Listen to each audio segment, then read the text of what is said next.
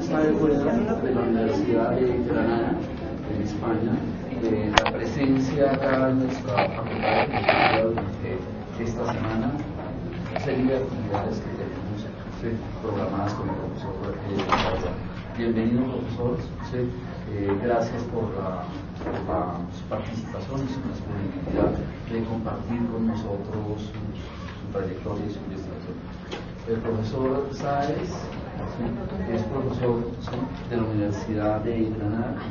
El tema que hemos escogido para este conversatorio es el siguiente. El profesor Sáez acaba de terminar un proyecto de investigación del Ministerio de Educación titulado la filosofía como terapia social. Queremos un poco conversar con él sobre esto.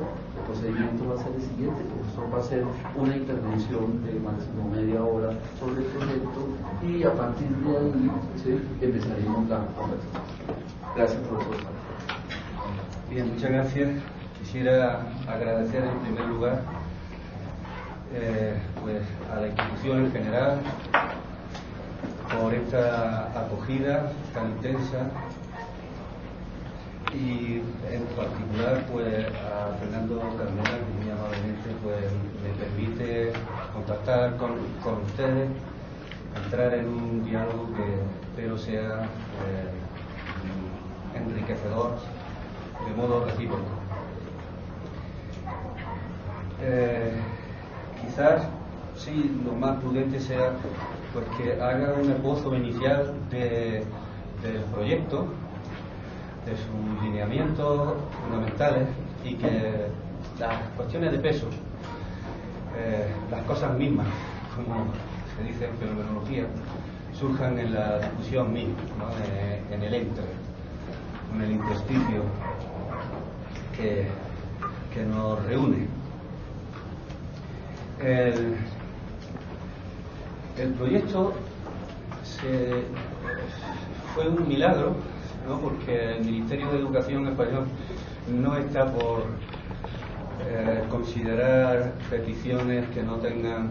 Estábamos hablando ahora dentro mientras fumábamos un cigarrillo, financiar proyectos que no tengan una finalidad útil o pragmática, economicistamente hablando. Pero en fin, se nos concedió, tiene por título la filosofía como terapia. El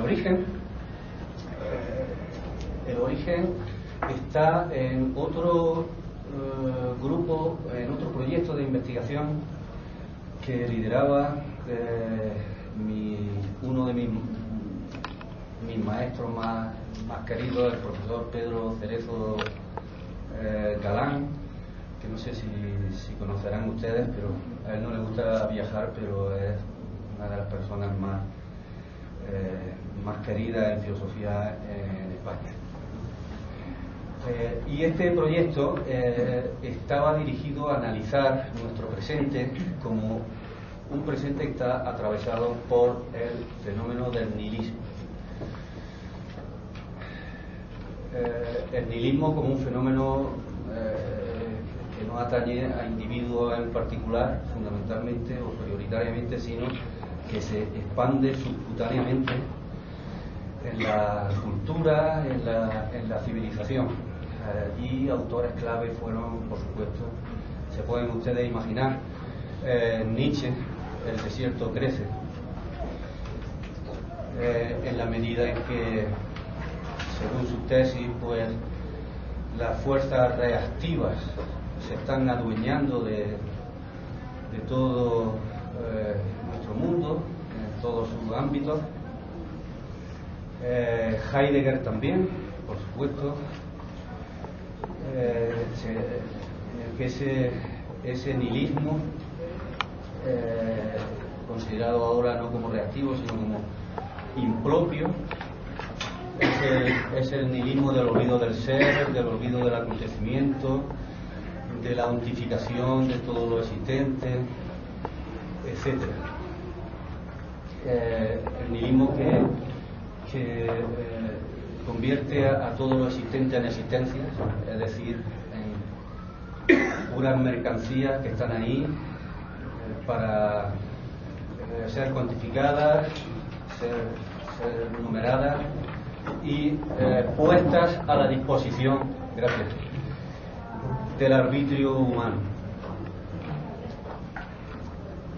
Cuando terminó el proyecto se nos ocurrió que podríamos ascender a la superficie, porque la perspectiva del nihilismo ahonda, tiene un gran calado ontológico. Entonces queríamos analizar expresiones en superficie que tienen todavía un carácter ontológico, ¿no? Pero son expresiones del nihilismo.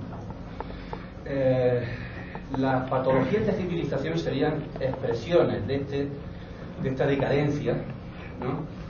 De la que hablaban Nietzsche y Heidegger fundamentalmente, y otros muchos autores. La idea que se fue forjando es en torno a la noción de patología. Fue la siguiente. Pero, cuando se emplea el término patología, pues hay muchos prejuicios que vienen inmediatamente a la mente. En primer lugar, la patología es una desviación, ¿no? Cuando ya respecto a lo normal, cuando se inició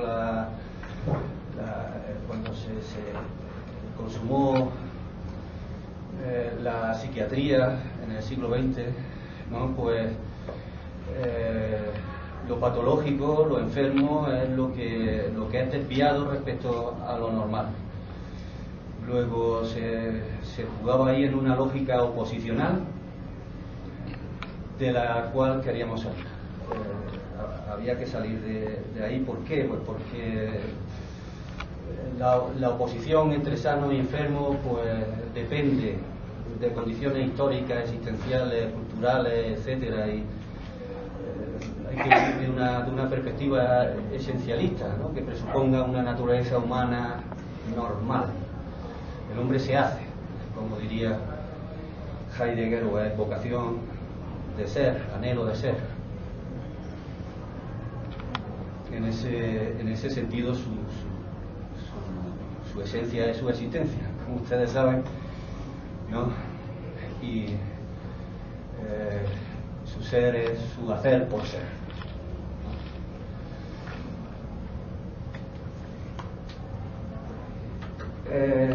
Pathos significa en griego padecer, y padecer tiene un sentido pasivo y otro activo.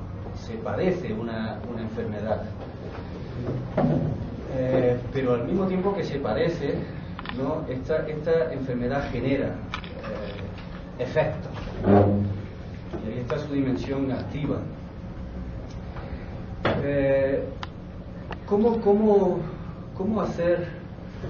¿Cómo salir de este dualismo o de esta lógica oposicional a la que me he referido? Si nos remontamos ya al origen griego, no, pues se puede decir que el padecer pertenece a la psique, al alma, y el alma es el hombre entero, es la vida entera, si apuramos. Resumiendo mucho, porque hay muchas cosas que decir, ¿no? Voy a ir por encima y después profundizamos en lo que ustedes quieran. Se podría decir que la salud no es un polo que se opone a otro. La salud es simplemente la vida tal cual. Así se expresa, por ejemplo, Gadamer en su libro, que reúne una serie de conferencias finales, ¿no? De su vida, el estado oculto de la salud. Nos damos cuenta de que estamos enfermos simplemente pues cuando algo va mal, pero la salud es la vida misma, con todos sus dolores, todos sus apremios, todas sus contradicciones, etcétera. Es la realidad tal cual. Y la patología es más bien una salida de la vida, una extradición de la vida, que se puede entender ya de muchos modos. Sería como en la perspectiva heideggeriana, un ser sin mundo, que convierte al mundo por ello mismo en algo inmundo. La patología es desarraigo, se podría decir. Es no pertenecer a la vida, sino solo ficcionalmente. A ver, aquí habría que distinguir, quizás me permito hacerlo, ¿no? Pues investigaciones que tienen lugar que pertenecen al grupo en general, y después pues otras que, perdonen la falta de modestia, pues desarrollé personalmente en mi libro Ser Errático, que amaneció en 2009, entre otras. Una ontología crítica de la sociedad como subtítulo. Me refiero primero a las líneas en general que estuvimos estudiando. Esta salida del mundo, este ser sin mundo, esta salida de la vida, ¿no? Se puede estudiar desde distintos puntos de vista de tradiciones. Por ejemplo, desde la tradición del análisis existencial, estos autores que eran Binswanger, Minkowski, etcétera, que eran pues psicólogos freudianos que se encontraron en 1927 con Ser y Tiempo y que quedaron pues como presos, ¿no? en esa retícula de conceptos del autor alemán. Y surgió una escuela que entendió la enfermedad como desarraigo, como ser sin mundo. Antes de esto se me olvidaba, tenía que decir que una patología, tal y como la entendemos, es una patología de civilización. Si es una expresión del nihilismo, es una patología no meramente individual, sino expresión de un fenómeno general. ¿Qué se quiere decir aquí con general? No es que se repita en muchos casos, ¿no? Y pertenezca a la civilización occidental por esa repetición, sino porque la subtiende, porque está debajo de la cultura y es mayor que la suma de los individuos. Las patologías no pertenecen primeramente a un individuo, pertenecen a una cultura. Las patologías no pertenecen primeramente a un individuo, pertenecen a una cultura, a un pueblo, a una civilización, ¿no? Y se expresan en grupos, en colectivos, de modo distinto. Este era el reto. ¿Cómo investigar patologías que tienen que ver con todo este ámbito supraindividual o infraindividual? Así que había que exportar las categorías que utiliza la psiquiatría o que utilizan otras ciencias de la conducta o la sociología, etcétera, para referirse a este tipo de fenómenos. Había que traducirlo de fenómenos que tienen lugar con la singularidad del individuo a fenómenos que tienen lugar con la extensión inmensa de una civilización, que constituyen nuestro suelo, ¿no? Bueno, pues comenzamos a hacer esto con la escuela del análisis existencial. Para el análisis existencial, Binswanger, Minkowski, Bosch, etcétera, la enfermedad es desarraigo.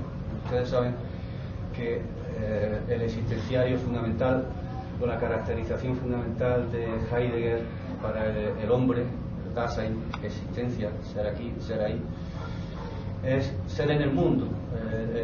El hombre no está como el agua no está en el mundo como el agua en el vaso. Lo habita. Y esto significa otra cosa. Significa que está inmerso en el mundo, comprendiendo un ámbito de sentido. Entonces, el desarraigo es la separación de ese ser en el mundo y por tanto de un ámbito de sentido, algo así como una desposesión del sentido. Y en fin, aquí estudiamos, ya podríamos entrar más tarde en cuestiones concretas si le interesa, pero la resumo. Hay enfermedades, el análisis existencial analizaba patologías que tienen que ver, en primer lugar, con el tiempo, con la temporalidad. Cuando se produce un desarraigo, la temporalidad del Dasein se desfigura. Una de las patologías, por ejemplo, que analizábamos era la de la continuidad fatídica, allí donde desaparece pues el carácter proyectivo del ser humano. Entonces queda, al no estar arrojado o llamado desde un futuro que constituye su proyecto, queda atado a un presente que es repetitivo y que por lo tanto es fatídico. La continuidad fatídica tiene como su otra cara lo súbito aterrador. Quien está hundido, ¿no?, en esta continuidad fatídica no tiene noción del futuro, está desnudo ante el futuro, así que tiene paranoia, podríamos decir, y aquí hago un injerto espontáneo, ¿no? Tiene una especie de paranoia hacia el advenir.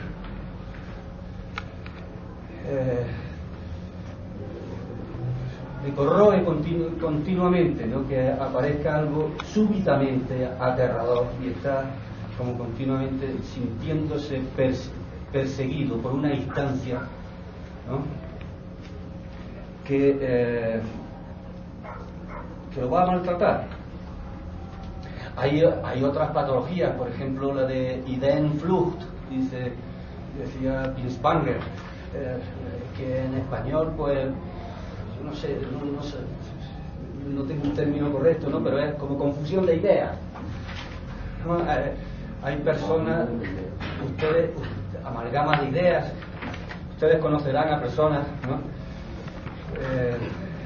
que sí que dicen muchas cosas, pero no en correlación, y entonces no sabe uno, ¿no?, y al final, a la media hora le pregunta, ¿pero qué ha dicho usted? Ha dicho muchas cosas, pero en realidad no ha dicho nada, ¿no? Entonces, nos parecía que la continuidad fatídica es algo que se realiza en Occidente a nivel general, no solamente en los individuos. Eso podríamos hablarlo después. Y lo súbito aterrador. La idea en flujo también. Hay una confusión de ideas que es propia de la civilización occidental. Cuando digo, entre paréntesis, civilización occidental, me estoy refiriendo fundamentalmente al occidente neurálgico, es decir, Europa y Estados Unidos, que al fin y al cabo es un apéndice de Europa que después se ha vuelto contra él, ¿no? Sí. Porque claro, esto es occidente, pero digamos que las patologías no están tan desarrolladas todavía, hay como en la naturaleza, ¿no? Ocurre, ¿no? Hay como una capacidad de regeneración mayor que en el occidente central, pero allí sí que es más fácil experimentarlas de un modo directo e intuitivo, ¿no? Desde el punto de vista de la espacialidad del ser humano, el ser humano también, como decía Merleau-Ponty, desde la fenomenología existencial de la carne, del cuerpo, ¿no?, es corporeidad, es cuerpo inteligente, no cuerpo de músculos y solo, ¿no? Sino es cuerpo inteligente como ser salvaje, en la medida en que es capaz de hacer reglas sin reglas. Es como si contuviese natura naturans, capaz de generar desde esa potencia naturans, natura natural. Bien, pues la enfermedad aquí, la enfermedad sería una incapacidad para generar reglas y por tanto sin regla. Es decir, una incapacidad para la creación y por tanto un sometimiento, autoritarismo. Sale aquí otra vez, ¿no? Autoritarismo de la organización de las reglas, de la lógica, lógicas de muchos tipos, ¿no? Lógica del Estado, lógica de la ciencia, del cientificismo, que es muy distinto, perdón, lógica del capital, etcétera. Todas estas lógicas calculan nuestra existencia y ofuscan la potencia, el brío de la natura que habita en el cuerpo, ahora ya considerado como cuerpo social occidental. Digamos que en Occidente ya no hay una physis que haga cultura. La cultura se hace a golpe de decreto, desde arriba, no desde la profundidad de la existencia. Dicho así, de un modo muy rápido. En fin, también de un modo muy rápido desde el análisis existencial, pues Binswanger estuvo en controversia con Heidegger y, en fin, si para Heidegger lo fundamental en las relaciones humanas es la sorge, el cuidado, él destacaba también el amor libre, ¿no? De tal forma que el ser humano es una tensión entre cuidado y amor, entre sorge y libre, ¿no? Pero tal y como entendía el amor, es fantástico, de un modo maravilloso, ¿no? Como lo entendía, no es esa entrega erótica, digamos, o esa entrega fraternal, es una entrega moral, ética incluso, ¿no? En la que uno experimenta respecto al otro, seré fiel contigo hasta la muerte.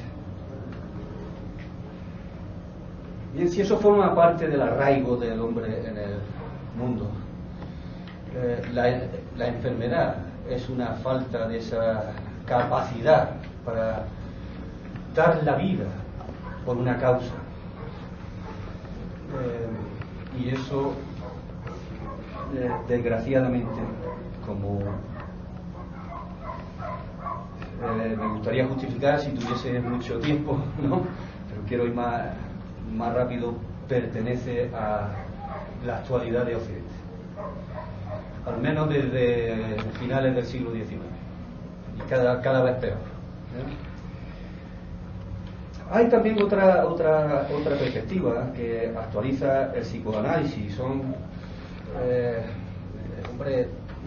habría que considerar la perspectiva, ¿no?, del malestar en la cultura de Freud, pero actualizada. Hay autores como Franco Berardi o Remo Bodei, italianos. Hay una escuela italiana de autores que muy preocupados por esto. Y sí lo llevan ya explícitamente al ámbito supraindividual, hablando de patologías, no de civilización, ¿no? El término lo utilizamos nosotros, no sé si alguien lo utiliza por ahí, pero en fin,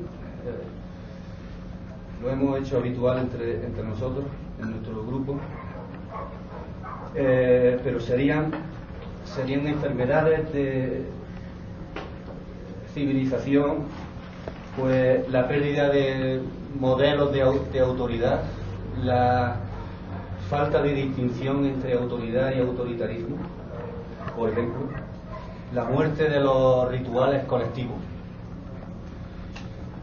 Los rituales colectivos son necesarios para mantener viva, ¿no?, esa natura naturans del ser humano, y están siendo sustituidos por reglamentaciones que anticipan ya un comportamiento determinado. Una enfermedad también curiosa, hay muchas, le estoy señalando algunas nada más, ¿no?, para entrar en materia. La depotenciación del conflicto, ¿no? Es como si ustedes viajan por Europa, podrían comprobarlo directamente. Es como si hubiera un decreto ley por el cual estamos obligados todos a ser felices, a estar contentos, porque se presupone que es el primer mundo y el primer mundo no puede, ¿no? Entonces contemplar a un ser humano melancólico, ¿no?, por la calle, es pensar en un ser deficiente, es un ser al cual le falta algo, y quizás a ese ser lo que le ocurre es que está pleno, y porque está pleno está melancólico, Así que una depotenciación del conflicto. El conflicto tiene que ocultarse, el dolor tiene que ocultarse. Entonces el dolor se convierte en clandestino. Uno de los grandes problemas, ¿no?, de Occidente es que se sufre el dolor civilizacional de manera clandestina. Cada uno lo lleva en su interior, y eso no se comunica, eso no es materia de diálogo, eso está prohibido. Esto ya es autoritarismo, y un autoritarismo enfermizo. Van encajando las cosas. Sí, perfecto. Creía yo que... Bueno, luego, desde la perspectiva, esto es partiendo simplemente del malestar en la cultura, de Freud, pero si se parte pues de Lacan, hay investigaciones que tienen que ver con la clínica del vacío. Ustedes saben que para Lacan es fundamental la noción de falta. Nuestro inconsciente es un todo estructural que contiene relaciones, pero el todo estructural no está en las relaciones. El todo estructural se sustrae, falta.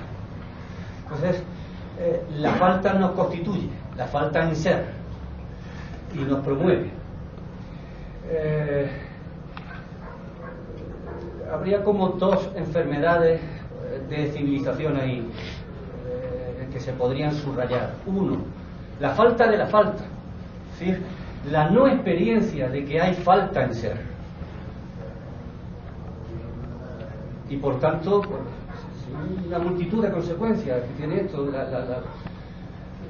Ya pues el abandono abúlico, la desesperanza en la creación de proyectos nuevos, etcétera, etcétera.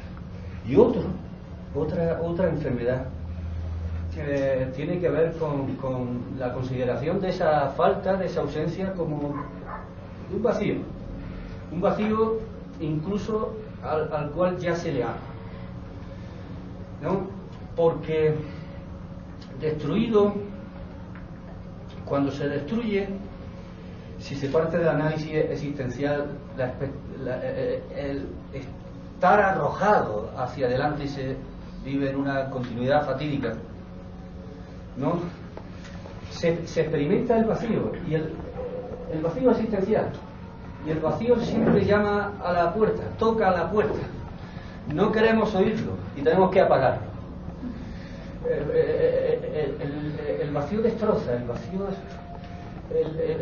vacío es muy incómodo, la sensación de vacuidad, ¿no? Entonces, hay que llenar, ¿no? De muchas formas. Surge ahí pues la necesidad yo he utilizado el término de síndrome de Moloch. Moloch era un dios, creo que latinoamericano, ¿no? En algunos rituales indígenas, ¿no? Que solía ser representado por un árbol que estaba hueco, y entonces en el ritual se iba llenando. Entonces, el síndrome de Moloch sería como la necesidad de ocultar nuestro vacío, no afrontarlo, ¿no? Llenándolo con otras cosas, ¿no? No solamente con bienes materiales, porque esto es trivial, que ocurre. Lo curioso es que ocurre con bienes inmateriales. Entonces puede ocurrir que el saber mismo esté ocultamente, incluso cuando uno habla, yo aquí, ¿no?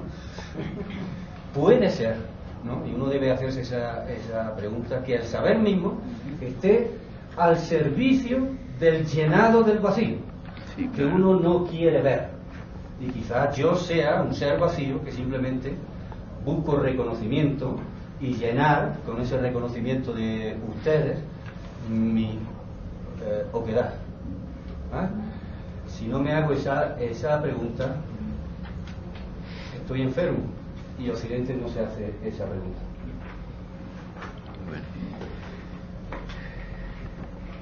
Bueno, habría otras, voy acabando ya, habría otras que tienen que ver con el capitalismo. Estas ya son más superficiales, ¿no? Pero no tanto, porque el capitalismo ya se ha convertido en un modus vivendi y en un modus operandi. No es solamente un modo económico, ¿no? de transacción con la naturaleza. Franco Berardi habla de patologías de hiperexpresión. El capitalismo ahora es semiótico. Es semiótico porque nos bombardea continuamente con inputs, que son demandas. Y el sujeto se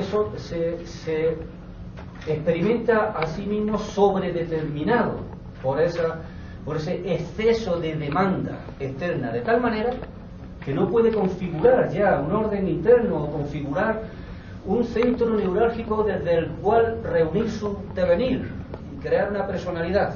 Bien, pues esto también, desde nuestro punto de vista, tendría lugar a nivel civilizacional. Es lo que, desde mi punto de vista, coincide con lo que Deleuze llama geometría del devenir, una contradicción interna, ¿no? Hay otros que ya, aparte del capitalismo, que simplemente menciono, que son muy actuales, que tienen que ver con autores como Michel Henry, que hablan de un inconsciente afectivo y de patologías que tienen que ver con la desafección, la pérdida de un vínculo con el mundo que tenga por base los afectos, la racionalización del mundo. Mark Ritchie o Mardiney hablan de lo que yo llamaría una falta de locura. Esta sería, curiosamente, la enfermedad, falta de locura. ¿Qué sería? Es que hay una locura productiva. Si el hombre es un hacerse, si el ser humano es un advenir continuo, entonces es exceso, está movido por un movimiento de exuberancia. Esa exuberancia, desde mi punto de vista, y partiendo de estos autores, se podría relacionar con la locura de los dioses, ¿no? De la que habla Platón, que es aquella que te arrebata en la filosofía, que te arrebata en la música o en el arte en general, ¿no? Es una locura que te llama hacia un infinito, y por eso es locura, porque te llama hacia lo imposible, pero es lo imposible necesario. Es como si hoy faltase esa locura a nivel civilizacional, porque ya no hay un infinito que nos desborde y que dirija a la colectividad. Lo infinito ha sido disuelto en otro tipo de infinito macabro, que es el del progreso, por ejemplo, pero es un progreso meramente cuantitativo, material, tecnocrático. Un poquito más rápido ya. En el texto Ser errático de 2009 proponía al lector que se podría hablar en general de la enfermedad de Occidente, partiendo de todos estos puntos de vista y de otros, como la de una organización del vacío. Occidente simplemente está vacío. Pero también nos encontramos en la época en la que quizá haya más ajetreo que nunca. ¿A qué viene ese ajetreo? ¿Ese ajetreo qué es? Esa pasión por la acción continua, ¿no? Ese no poder parar en ningún momento, ¿no? Que hace de todo presente algo fugaz, que ya, ¿no? Y de todo lo nuevo algo inmediatamente viejo, porque en cuanto se lo toca ya se lo tiene ya no nuevo, ¿no? Entonces todo ese ajetreo, ¿a qué sirve? A la organización del vacío. Un concepto, ¿no? Que tiene una resonancia heideggeriana, ¿no? Heidegger habla de organización de la carencia, ¿no? Aquí no quería referir a eso. Nos movemos mucho, hacemos mucho, pensamos mucho, incluso podríamos decir, pero eso no vale de nada, porque simplemente está organizando al vacío.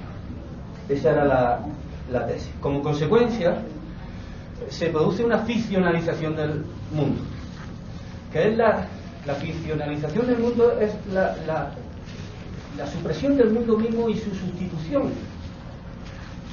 por la representación del mundo.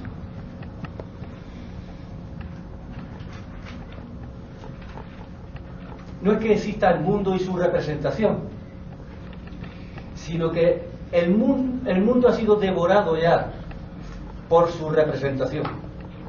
De tal manera que, por poner un ejemplo, ¿no? Si soy ético, tengo que obligarme a pensar aquí y ahora mismo, si realmente estoy pensando, si realmente estoy en algo que me moviliza, no en algo preparado de antemano, porque si no estaría simplemente representando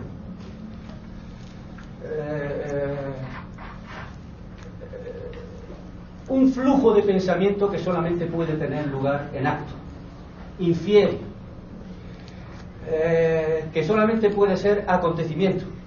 Entonces, la ficcionalización del mundo, dicho de otro modo, podría considerarse como la conversión del acontecimiento en mero facto o conjunto de facta.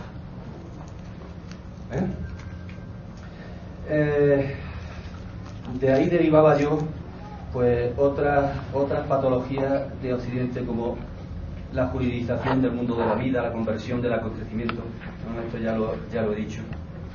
Y en fin, en la continuación de este texto, que está ahora en la hoguera, haciéndose pan, ¿no? Está en el horno, pero que espero yo que salga el año pasado, digo, que salga el año pasado, ¿no? Que salga el próximo año, ¿no? Y que yo esté para verlo. Pues ahí continúo analizando esto, pero desde el punto de vista de la individuación, de la génesis, y no del individuo, sino de la cultura. De eso voy a hablar en mi conferencia, el ocaso de Occidente. Una última palabrita sobre el dolor que se me habían ocurrido esta mañana, digo, porque si no hay en cárcel, entonces echo mano de esto. ¿No? Buen truco. Claro, hemos tenido que tratar en el proyecto, ¿no? Y ya cada uno por su lado, porque cada uno realiza su investigación motu propio. Hemos tenido que tratar, como digo, el tema del dolor. El dolor sería como una merma de vida, coherentemente con el concepto de patología y con el concepto de salud. Si la salud es la vida misma en su devenir exuberante, en su tendencia al crecimiento en potencia, intenso, ¿no? El dolor no sería más que, desde un cierto punto de vista, más que la disminución de esa potencia exuberante, o la imposibilidad, la impotencia que puede ser impuesta desde fuera también. Y en este caso el dolor, ¿no? Estoy pensando ahora, se puede vincular con el autoritarismo, porque el autoritarismo puede encerrar al hombre en una jaula de hierro, ¿no? como decía Weber, de tal forma que no pueda expandirse. Y autoritarismo y dolor estarían directamente vinculados. Ahora hay otro dolor en sentido positivo, un dolor que hace crecer, un dolor que es necesario, el dolor, este tipo de dolor, por ejemplo, del que hablaba Nietzsche, que es absolutamente necesario para la creación y que forma parte del tejido humano. Esto yo lo vinculo con la noción de ser humano que barajaba en Ser errático y que continúa en este próximo libro, si sale, que es la de el hombre como ser errático, en la medida en que el hombre es una tensión prácticamente trágica entre centricidad y excentricidad.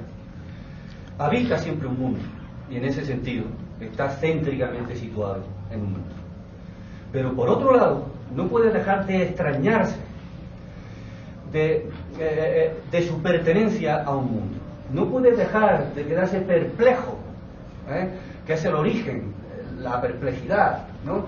El origen de la inteligencia. No puede dejar de quedarse asombrado, perplejo de pertenecer a ese mundo. Así que al mismo tiempo está siempre saliendo de ese mundo céntrico.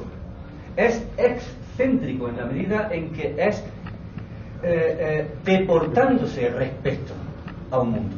Y es ambas caras, en una unión discorde. En ese sentido, ser errático no es andar a la deriva. Se extradita el hombre con una cierta dirección. ¿Por qué? Pues porque su fondo su fondo en esa expedición es un conjunto de fuerzas que se reúnen, para decirlo rápido, caosmóticamente, que no es ni un caos ni un orden completo. Un cosmos tiene una cierta dirección. Entonces, el hombre como ser errático, tensión, centricidad y excentricidad, no está a la deriva, sino que es un Don Quijote, podría decirse, que anda por el llano y no sabe lo que le va a suceder, ¿no? Y se para en posada o en otra posada, etcétera, ¿no? Está en el entre de las posadas, ¿no? En esta noche estrellada, podríamos decir, ¿no? Con la gran obra de Cervantes, ¿no? Bueno, digo, el dolor en un sentido positivo sería la expresión misma del ser errático humano. Es que el hombre no tiene detención, no tiene suelo, no tiene un hábitat determinado. El hombre está siempre en expedición. El ser humano está siempre saliendo de sí, está siempre fuera de sí, está siempre generándose. Pero esto significa transformarse, transfigurarse, ser otro cada vez. Y esto produce dolor porque significa la muerte también, continua, para un renacimiento continuo. Claro que aquí el dolor sería un dolor en positivo. Eso es lo que había pensado, ¿no? Hasta ahora. Perdonen si me he extendido demasiado, ¿no? Y en fin, ya podemos penetrar en algo. Bien, damos inicio a debate.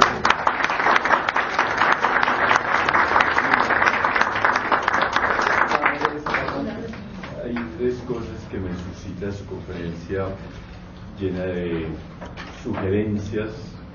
La primera, como un eco de Husserl cuando nos habla de la crisis de las ciencias europeas, que hace una crítica precisamente a las ciencias por dedicarse solo a los hechos y propone como un vivenciar ese mundo humano desde incluir, desde el acontecer. En segundo lugar, como una añoranza de lo religioso en la medida en que usted nos plantea esa destrucción del infinito, y el ser humano requiere lo religioso como una infinitización precisamente, y no solamente inmanente, histórica, sino trascendente. Y tercero y último, toda esa obra de Heidegger sobre los conceptos fundamentales de la metafísica, donde menciona el aburrimiento, incluso como carencia de mundo. No hay allí una sugerencia de asumir como una metafísica de la finitud que nos permita abordar toda esta sombra de la vida, no tanto como una añoranza a la metafísica de las reglas, de los fundamentos, de los horizontes que nos den seguridad, sino más bien como vivenciar profundamente el acontecer finito, ¿verdad? Lo último que acabo de decir precisamente a raíz del dolor, el dolor como una expresión errática del hombre mirado como positivamente, ¿verdad? No sé cuál de los tres punticos usted nos quisiera profundizar, porque el asunto también es del tiempo. Ya. Bueno, procuro ser breve.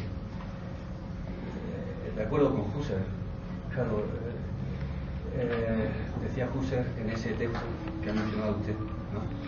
Que un mundo de hechos convierte al hombre en un hombre de hechos. Es la muerte del acontecimiento. El acontecimiento pertenece a la Lebenswelt, el mundo de la vida. La patología sería esa pérdida de la vida en cuanto a acontecimiento inacto. Y el dolor, se me ocurre, sería la manifestación de esa pérdida. Añoranza de lo religioso, yo diría más bien anhelo de lo sagrado. En esta expedición que es el hombre, como en cuanto excéntrico, al mismo tiempo que céntrico, no tiene un omega, no tiene ni un alfa ni un omega. Es una tensión hacia el desbordamiento. Pero ese desbordamiento es imposible, en primer lugar, por la finitud humana y en segundo lugar, por principio. Aunque el hombre pudiese vivir eternamente, es un infinito en la medida en que no puede convertirse nunca en hecho. Es como una especie de horizonte que no puede, que es inexhaurible y no puede tematizarse nunca de modo completo. Aquí la patología sería la pérdida de esa excentricidad. Vivimos excesivamente céntricamente en muchas cosas. Y respecto a Heidegger, bueno, aquí esto lo veo fundamental. Tanto en el aburrimiento, ¿qué ocurre en el aburrimiento y en la angustia? Si me permite utilizar, ¿no?, estos dos estados de ánimo o temples, ¿no? Ocurre que el ser humano se queda perplejo ante la totalidad del ente. Es como si se pusiese en la frontera del mundo, y ahí puede experimentar por qué hay ser en vez de nada. Y bueno, el hecho es que hay ser, pero entonces puede experimentar y por qué ser así y no de otro modo. Y esa pregunta lo constituye. Bien, ¿qué quería decir? ¿Qué mueve esa experiencia? A mi juicio, el extrañamiento. El hombre, ya en su propio surgimiento, es el acto de extrañeza, porque se ha separado de la naturaleza y ya no está en el agua como en el agua, ¿no? Entonces es un ser continuamente extrañado, pero esa extrañeza es prereflexiva y hace del hombre un hombre despierto, de tal manera que si no se tiene, se está enfermo. Se puede estar despierto, ¿no?, físicamente y dormido espiritualmente. No sé si la respuesta. Profe, buenos días de nuevo. Mi pregunta, espero no suena preparada, simplemente creo que estamos caminando muy cerca. Por supuesto, yo muy perdido aún, y lo que acaba de decir creo que me permite ubicarme. Yo quisiera pensar en los dos, digamos que en los dos niveles que tiene un diagnóstico. Cuando cuando el médico se va a enfrentar a la enfermedad, entonces está el diagnóstico cuando trata de identificar los signos en que ella se expresa, y después vendría la terapia, que puedo prescribir. Y yo quisiera recordar algo que Gadamer, cuando tenía 90 años, caminando por la calle, se encontró, y es que encontró a una persona en las calles de Alemania preguntándole a los chicos que si no sentían la función del rendimiento. Y él a los chicos, a la gente joven, le decía: ¿usted siente la presión del rendimiento? Y Gadamer quedó perplejo cuando los chicos respondían: no, yo no siento ninguna presión.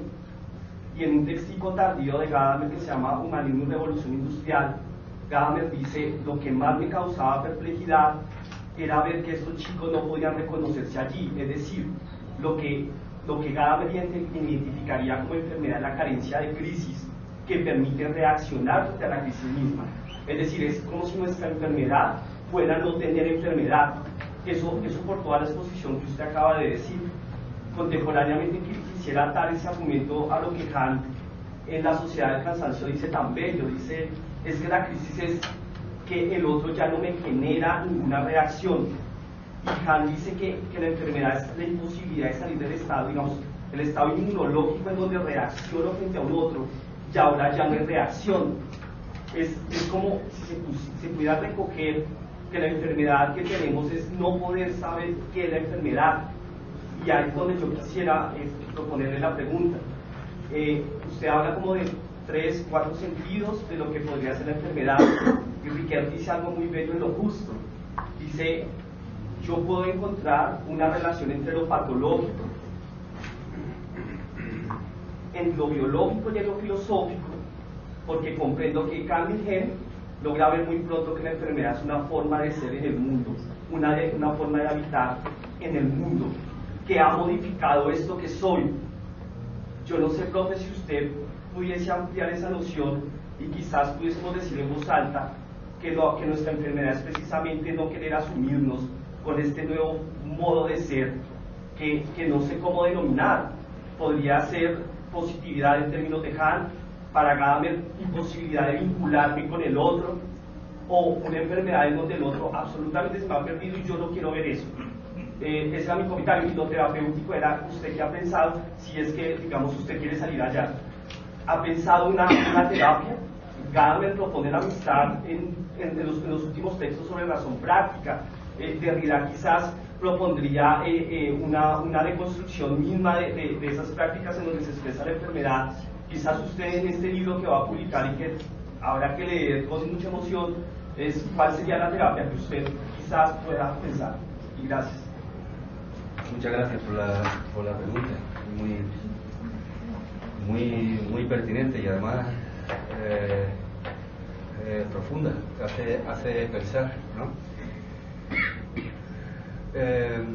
Una patología se puede relacionar también, sí, con una crisis. Crisis en griego significa decadencia, por un lado, y oportunidad por otro. Entonces, estar en crisis es estar enfermo porque está uno decayendo en su potencia, pero estar también en el kairos de abrirse a un nuevo modo de ser o a un nuevo mundo.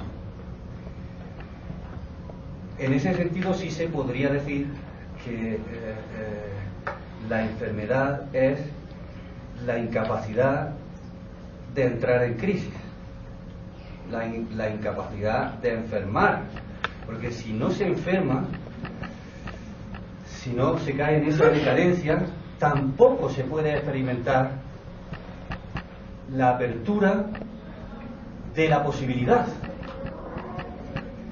Me veo recluido en una posibilidad que yo ignoro y en la que estoy y en la que vivo ciegamente. La enfermedad también entonces podría considerarse como agenesia, incapacidad de crear e incapacidad de crearse a sí mismo.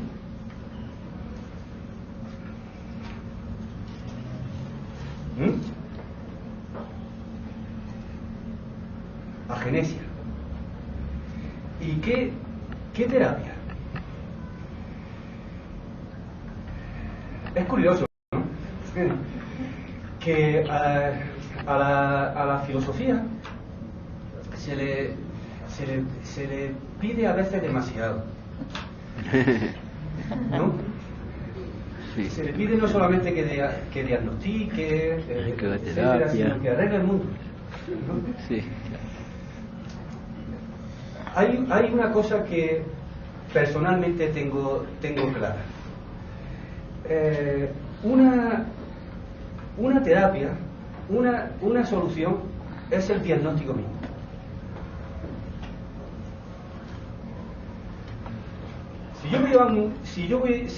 Si yo tengo problemas internos, ¿no? Si estoy deprimido y no sé por qué estoy deprimido, ¿no? Entonces estoy a merced de fuerzas ciegas. Pero si yo logro en una introspección hacer un diagnóstico de lo que ocurre, el diagnóstico mismo ya busca la solución. El diagnóstico es generador de solución. Me mueve. Porque lo no visto, lo opaco, ahora ya es iluminado y ya no puede actuar a nuestras espaldas. Liberado de ello o en tensión con ello, ¿no? Surge espontáneamente una solución. Ahora bien, programar, o sea, considerar la terapia como la búsqueda de soluciones a priori a problemas a priori, me parece a mí que es un camino errado, ¿no? Porque es heredero de una vieja metafísica esencialista. No sé si le contesto con esto. Bueno, yo quisiera que ampliaras un poquito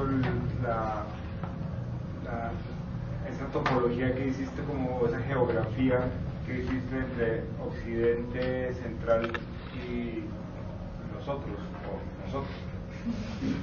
Es decir, porque con todo, es raro, porque en una parte de Occidente como esta, que se llama a sí misma Occidente y que siempre ha querido llamarse a sí misma Occidente y más que al Occidente del Occidente. Sí. Y al sur.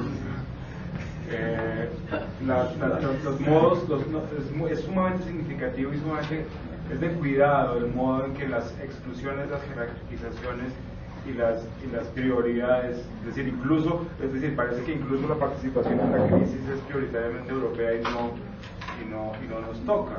Es decir, como si para dar entonces quisiera saber si la distribución de la crisis y por ende de las condiciones existenciales, por ende de los accesos culturales y de la participación en los debates que pudieran movernos de ahí, nos incluye.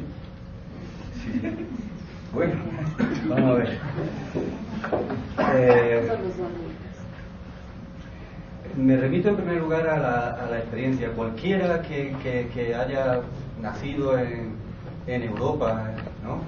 Y haya viajado por Europa y conocido sus hábitos, etcétera, y venga aquí a diferentes países latinoamericanos. Este es mi caso, ¿no? He tenido suerte, ¿no?, poder viajar así. Contempla que este mundo es menos mortífero. ¿Por qué? ¿Qué explicación tiene esto? Este es el mundo nuevo, entonces es lógico que el progreso que está arruinando nuestra existencia, porque un progreso puramente tecnológico, economicista, etcétera, ¿no?, se despliegue más intensamente en su núcleo, que es Europa. Aquí lo que llega es un colonialismo. Ustedes no tienen ya de principio, ¿no?, una tendencia a, sino que simplemente están siendo invadidos. Fueron colonizados y ahora viene una segunda colonización. Vienen de nuevo los barquitos. Los barquitos del neoliberalismo. Y hay que tener mucho cuidado con eso. Voy a intentar darle una prueba de esto. Podríamos defendernos en Europa, los países del sur, es decir, los latinos, mediante el barroco. ¿Por qué? Porque el barroco es precisamente todo lo contrario de toda esta decadencia de la que estamos hablando, de toda esta enfermedad, ¿no? El barroco es el mundo de la exuberancia, de la mistura, del infinito también innombrable, al cual solamente se señala, etcétera. Es el mundo del pliegue, tanto podríamos decir sobre el barroco. El barroco podría ser una solución a la enfermedad, no un estilo. Pues allí en Europa es más difícil que se desarrolle, pero aquí ya está instaurado. Y el barroco entonces, ¿no? El modo de vida barroco puede fagocitar lo que viene como nuevo modo colonial. Hay autores que se refieren a esto, ¿no? El neobarroco en Latinoamérica, en su faz política o en su faz defensiva, ¿no?, como fagocitador,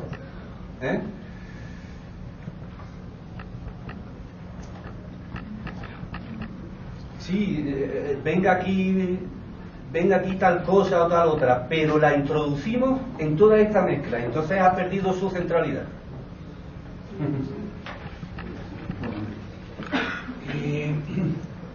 En esta definición de patología de la civilización, me da la sensación de que se queda una definición de la enfermedad como aquella que es un estado unívoco, en el sentido en que toda enfermedad tiene una capacidad reostática, tiene una capacidad de homeostasis, de equilibrio, y que generalmente no podemos hablar de un enfermo, porque ese es un momento simplemente en el cual muy posiblemente tienda a recuperarse, o sea, esa capacidad de funcionar la patología como más bien un reóstato de temperatura, en el cual cuando se llegan a ciertas cotas de enfriamiento vuelve y sube,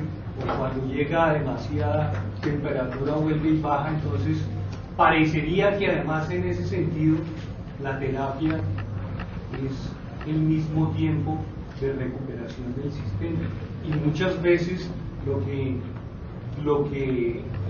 problema que tiene la clínica es precisamente en la intervención. Ya.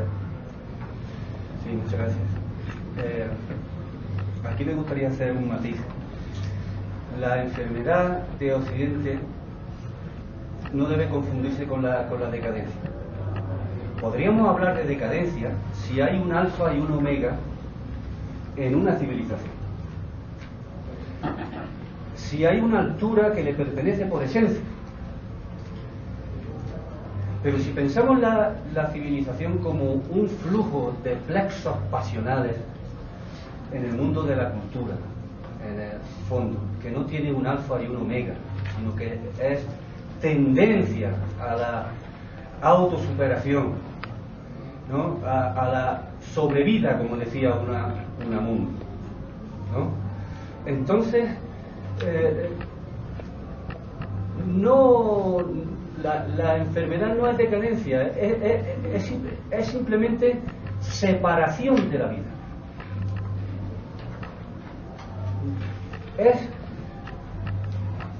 Hay un modo de desvivirse que es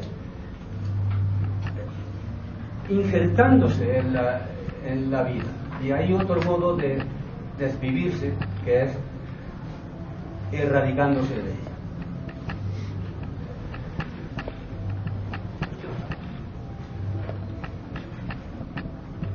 Yo creo que estoy convencido de que tendríamos que tomarnos este problema de un modo bastante serio, porque lo que dice Europa sobre la crisis, ¿no?, es simplemente algo superficial. Dicen que la crisis comenzó en el 2008. Como, eso es hilarante, ¿no? Madre mía, si la crisis empezó, no sé, al menos, como dije, al final del siglo XIX, el desierto crece, precisamente porque es una crisis de espíritu, ¿no? Y esta crisis de espíritu tiene muchas manifestaciones en superficie, pero se expande cada vez más mediante estas figuras y otras que se pueden investigar.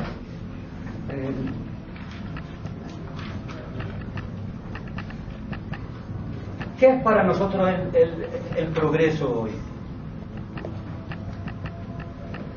Es decir, creemos que estamos ascendiendo. Bien, ¿qué es progreso? ¿Qué significa progresar? Pues que el hombre crezca en cuanto superviviente. Estamos creciendo en la producción de cosas que sirven a nuestra supervivencia. Ahora bien, el ser humano no es solamente un ser que se limita a sobrevivir.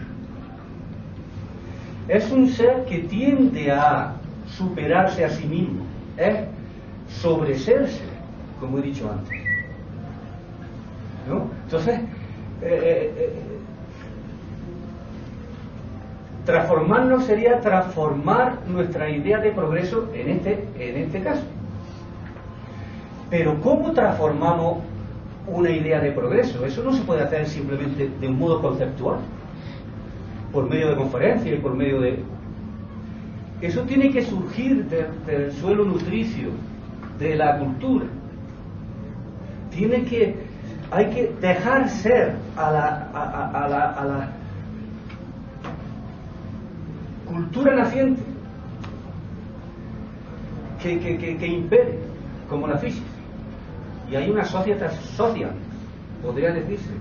Dejarla ser, que ella lleve la dirección de las cosas, no el hombre, desde arriba, como estamos haciendo ahora. No intentar construir el hábitat, no sé si me estoy extendiendo mucho, ¿no? Pero ya me he emocionado, ¿no? Porque lo que hacemos es eso, no se puede sustituir el hábitat y el extraditarse en una vida, ese recorrido por la sobreabundancia. Eso no se puede predecir, no se puede matematizar, eso no se puede judicializar, reglamentar, etc. Eso viene de una potencia irreglable que pertenece al ser humano y a la naturaleza entera, al cosmos entero, como está mostrando incluso, si me apura, la física actual, que es la teoría de cuerdas. Un filósofo que lee la teoría de cuerdas o la teoría de las catástrofes, ¿no? No puede llegar a otro resultado más que estamos en un cambio de paradigma sapiencial. En física y en todas las disciplinas nos estamos comprendiendo así como proteicos. Y el cosmos es proteico. Ya no es un conjunto de leyes. Hay singularidades en el universo, ¿no? que se producen porque no están previstas y no estaban previstas en una ley. Entonces tenemos que cambiar toda una concepción acerca del mundo para cambiar esa idea de progreso, para esa cosita tan pequeña. Luego estamos ante un grave problema. No son pequeños conjuntos de cosas lo que hay que transformar, sino el todo, nuestra comprensión entera, nuestro modo de estar en el mundo. Por eso estamos ante un peligro tan enorme, el de fracasar en eso, ¿no? Ahora bien, como decía Heidegger, el temerario se atreve allí donde hay abismo.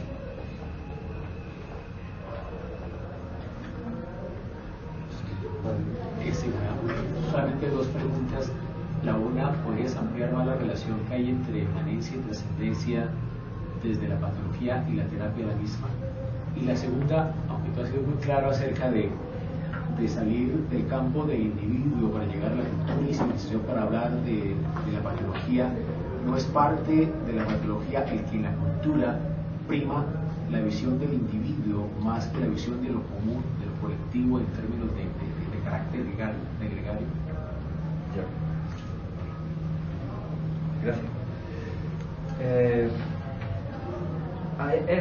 Se trata de una trascendencia inmanente, no de un más allá desalojado de la inmanencia. Habita en la propia inmanencia mundana.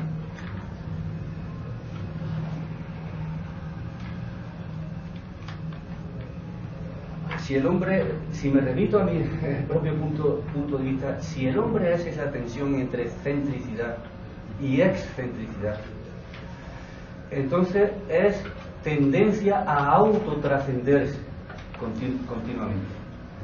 Pero ese autotrascenderse no tiene un final, porque si no, no podría recibir el nombre de autotrascendencia. Habría que llamarlo, no sé, aumento, ¿no? Pero no autotrascendencia. La autotrascendencia es cualitativa. Ahora, ¿qué es esa trascendencia? A mi modo de ver, bueno, pues el religioso lo puede, está autorizado a verlo como Dios en el mundo, y la filosofía está obligada a respetar eso, de igual modo que el religioso, ¿no? El que tiene fe está también obligado a respetar el puro ejercicio del pensamiento sin fe, ¿no? Kant era un ejemplo de esto. No, Kant tenía fe, ¿no? Era creyente, pero cuando hacía filosofía, no. Tenía bien distinguidas las cosas, ¿no? Entonces es una trascendencia no religiosa, no divina, es una trascendencia humana.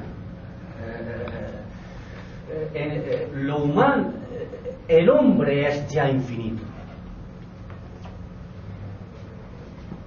porque es ese ejercicio de salir de sí continuamente. Eso es un imposible necesario, porque no tiene un fin, ¿no? Y desaparecerá tal vez la especie humana, ¿no? Y el ser humano podría ser recordado por otra especie, ¿no? Como aquel ser que era infinito, que era tensión hacia el infinito, una flecha lanzada, un arco tensado.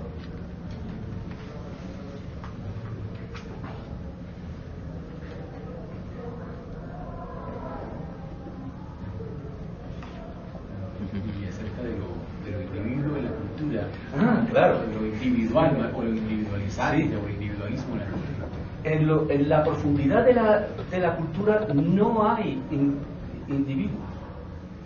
Siguiendo a Simondon, se podría decir que hay un ámbito pre-individual, que es un conjunto intensivo de fuerzas que se relacionan entre sí caosmóticamente.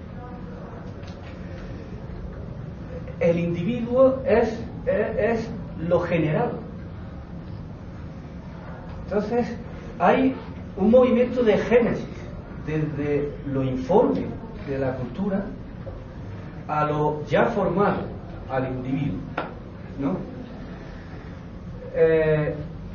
Que estemos en un individualismo quiere decir quizás que ese plexo de relaciones preindividuales no se ha materializado en un plexo de relaciones individuales, es decir, en una colectividad en la que lo que manda es el ente, la relación. Y ahí habría que buscar la explicación, que iría quizás por el autoritarismo. Un autoritarismo ontológico, del que no son conscientes ni los estados, ¿no? También hay un autoritarismo democrático, completamente, yo convencido. No sé si... ¿sí?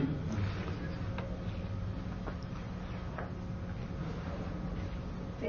Allá. Profesor, gracias. Solo es una pregunta muy simple, y es si ha considerado en llevar este diagnóstico en clave de Adorno, tal vez, la dialéctica de la ilustración.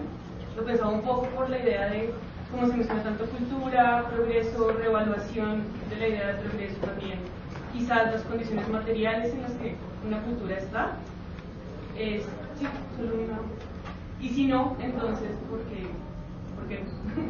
Como porque cree que no se conjuga. ¿Por qué ha ocurrido? Es lo que pregunta. ¿Por qué ocurre esta enfermedad? ¿Por qué tiene lugar? ¿Cuál es la causa? No, tal vez sí ha pensado en hacer una lectura como sí, he pensado desde Adorno. Tal vez más estructural, menos ontológica. Sí, claro. Hombre, no la hago desde Heidegger, sino desde Heidegger contra Heidegger, en la medida en que yo puedo no batirme con un gigante de estas dimensiones. Entonces, también he pensado hacerlo yo hice la tesis doctoral sobre Karl Otto Appel y Habermas. Entonces, la escuela de Frankfurt me es y la filosofía del diálogo me es muy próxima. Entonces, pero yo quitaría de la ilustración, ¿no?, esa idea de progreso hacia una idea regulativa transparente, clara, nítida y perfecta, ¿no?, como piensan hoy Habermas. Le voy a dar una razón. Tengo muchas, ¿no?, pero le voy a dar una que me parece fundamental. Pensar que la civilización está orientada hacia esa idea regulativa de consenso universal, etcétera, implica, eso se dice muy fácilmente, ¿no?, y entonces queda muy bien, ¿no?, pero cuando uno lo piensa a fondo queda bastante mal, a mi juicio, porque ese consenso, no hay que olvidarlo, es argumentativo. Las pasiones no son reductibles a argumentaciones. Lo que conduce a los seres humanos son fundamentalmente pasiones. Las pasiones no pueden debatirse en un... entonces, dirigir, que la civilización esté dirigida hacia la idea regulativa, como dice Habermas y Appel, ¿no?, de un consenso claro, transparente, en la que todos estamos libres y tal y cual, es una racionalización del mundo de la vida, porque significa concebir a la existencia como un todavía no racional, y significa concebir al progreso como una merma continua, ¿no?, del ser naciente, no reglable, no argumentable, no tematizable reflexivamente, ¿no?, una merma de ese ámbito en favor de su transformación argumentativa. A eso le he llamado yo judicialización de la vida. Ahora bien, si nos vamos a la escuela de Frankfurt anterior y buscamos en Adorno, ahí podemos buscar o con Horkheimer. Sí, es que Horkheimer y Adorno es otra cosa. Ahí ya no hay idea regulativa que nos aproxime, etcétera. Entonces deja el campo del futuro franco, abierto, y es más congruente con esta posición. Quisiera destacar, por ejemplo, el magnífico estudio que hace Adorno en dialéctica negativa, allí lo real es lo singular, ¿no?, y nosotros estamos en relación con lo real mediante el concepto, pero eso es absolutamente necesario, pero el concepto generaliza y entonces mata lo singular. Estamos en una contradicción. ¿Cómo podemos entonces? Es fascinante cuando él dice: el filósofo tiene que actuar como los payasos, ¿no? Jugar, luchar contra el concepto con el concepto. Para eso tiene que ser tan titiritero y ser tan ingenioso, ¿no?, como un payaso. Habría mucho más que decir, pero... Marcelo. Pues digamos que un poco la expresión patología está haciendo mucha carrera en términos de Axel Honneth con todo lo de las patologías de lo social. Sin embargo, allí sí hay un signo negativo, son enfermedades de la sociedad.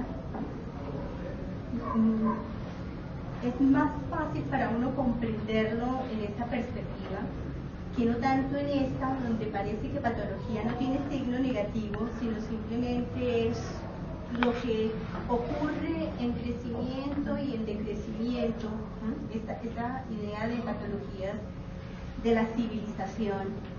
Entonces, de alguna manera nuestras preguntas siguen orientándose, todas nuestras preguntas, ¿no?, hacia esa dimensión más negativa de lo patológico, más de enfermedad, ¿no? Creo que algo nos ha faltado por comprender en su presentación de qué es aquello que no se convierte en un destino absoluto si es algo que está tan a la base de toda nuestra cultura o de lo que niega la cultura o de la cultura, ¿cierto? Porque si lo vemos en términos de enfermedad, por lo menos uno podría tener alguna idea de a dónde dirigirse una vez puede diagnosticarla, pero si es algo que está tan en el fondo, se vuelve realmente fatídico, ahí sí, ¿no?, desesperanzador. ¿Cómo llegó ahí? Y si además no es individual, no tiene nada que ver con elecciones, ¿no?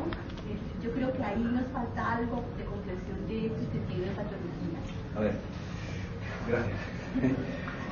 Aquí hay algo que me gustaría precisar. A ver.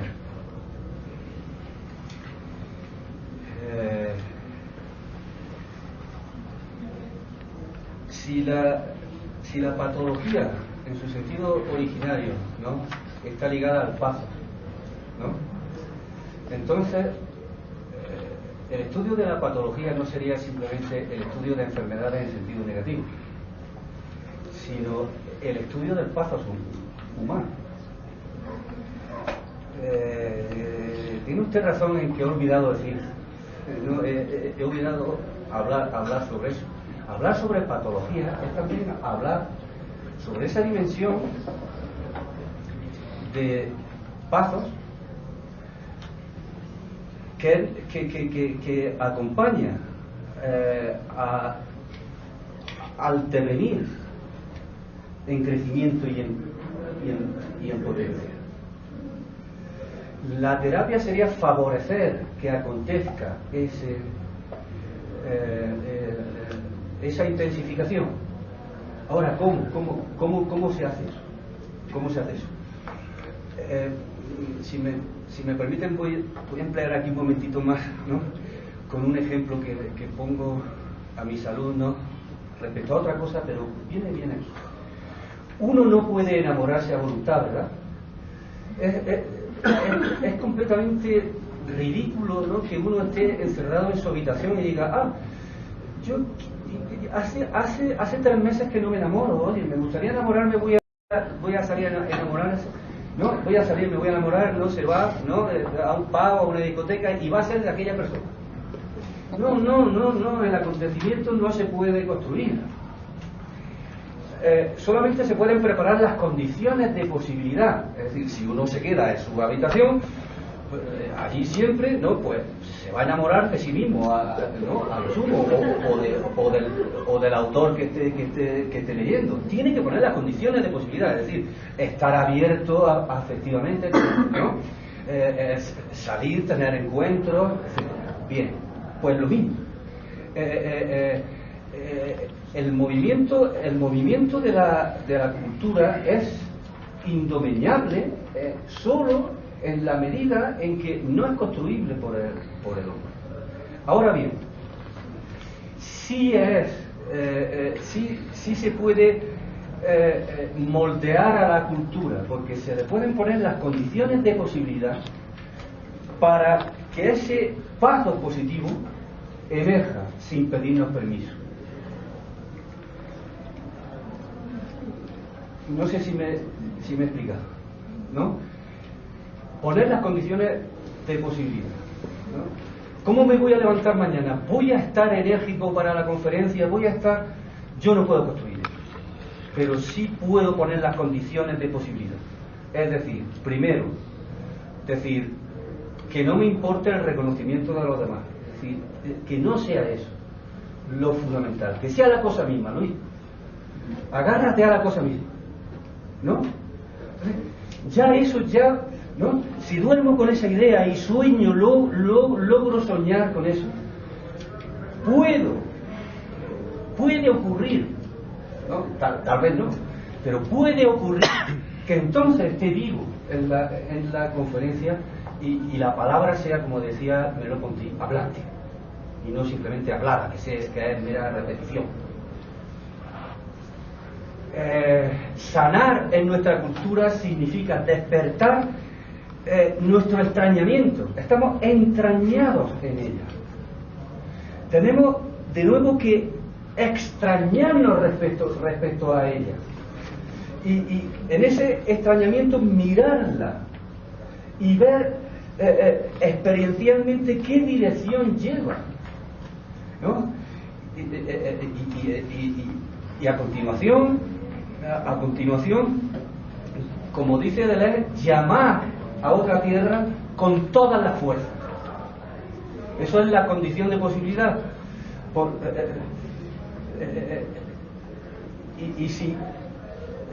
Y llamando, ¿no?, a una nueva tierra con todas mis fuerzas, puede ocurrir o no el acontecimiento. Depende de la intensidad de cómo llame yo, cómo llamemos todos a esa nueva tierra en nuestros ámbitos, costumbres, acciones, etc.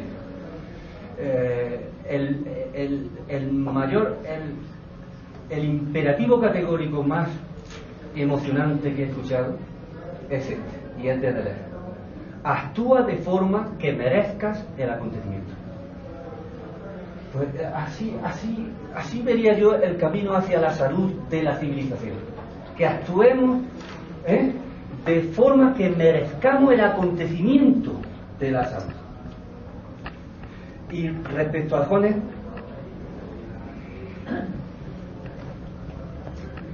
es que Jones lo hace depender las luchas sociales, hace depender la integridad de una cultura, ¿no?, de la lucha por el reconocimiento. Y claro, eso tiene sus peligros, porque si se entiende el reconocimiento a la hegeliana, bueno, pero el reconocimiento del otro puede ser el reconocimiento del otro, incluso a la hegeliana, puede ser el motor, el telos, ¿no?, de nuestra integridad. Estuve estudiando con Jones, ¿no?, y siempre me surgía esto, digo, mi integridad no puede depender jamás del reconocimiento del otro. Y esto es una tarea que cualquier ser humano con dignidad debería imponerse a sí mismo hasta la muerte. Porque todos los días amanece uno con la necesidad de que los demás le aplaudan. Peligro.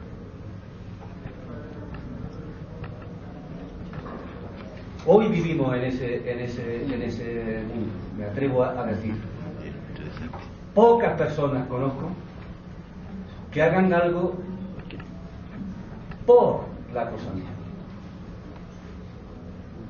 La mayoría de las personas que conozco, y perdonen mi fatalismo, ¿no?, actúan supeditando la cosa misma al reconocimiento. Y así no va.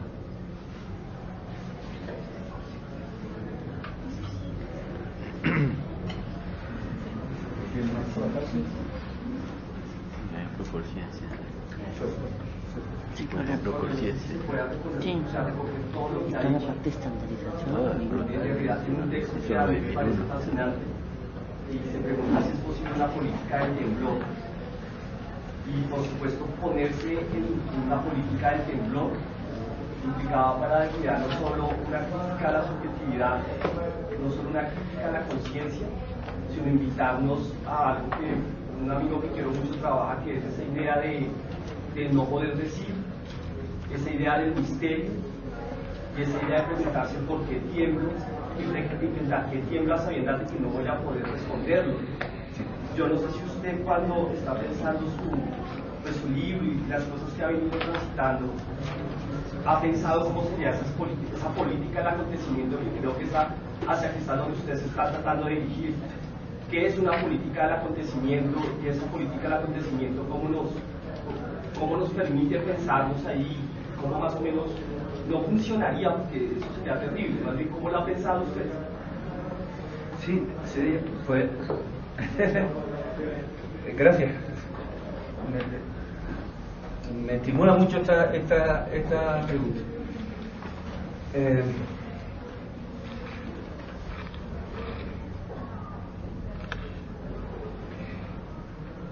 Si Derrida, ¿no?, concibe el acontecimiento como una promesa infinita, porque no es presentable. Si el acontecimiento se presentase, ya no sería acontecimiento. Luego hay que mantener el secreto que se deniega a ser presentado, ¿no?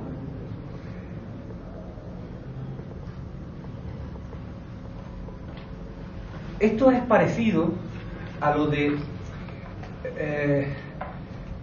intentar que el acontecimiento vibre y no se ha convertido en facta.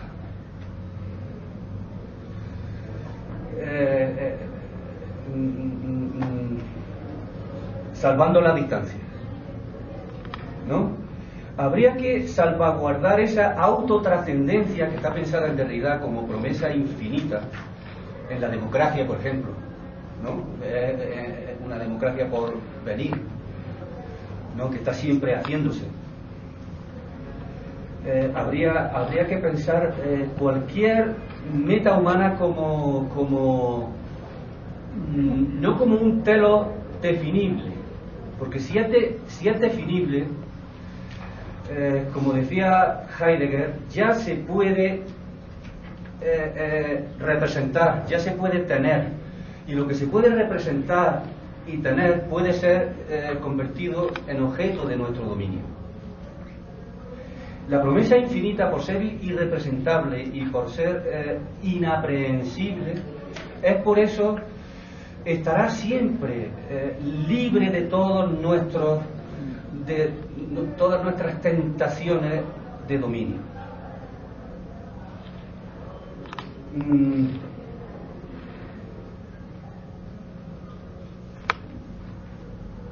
Una sola cosa. Esto también guarda relación con la distinción que realiza Wittgenstein entre mostrar y decir. En un juego lingüístico, ¿no?, hay reglas gramaticales de fondo que permiten lo que se dice, pero ellas no pueden ser dichas. Ellas se expresan, se manifiestan en lo que se dice. Yo, al decirle te quiero a mi mujer, ¿no?, estoy diciendo algo, y estoy manifestando otra cosa a través del decir, que es diferente de lo que digo. Lo que se manifiesta nunca puede convertirse en lo que se dice. Por tanto, salud, mantener a resguardo lo que solo se manifiesta y no se puede dramatizar o decir. Mantener a resguardo esta autotrascendencia excéntrica, que diría yo, del ser humano, esta indefinición del ser humano. Mantener a resguardo esta promesa infinita, ¿no?, y promover todos aquellos afectos que contribuyan a ello. No sé si he contestado.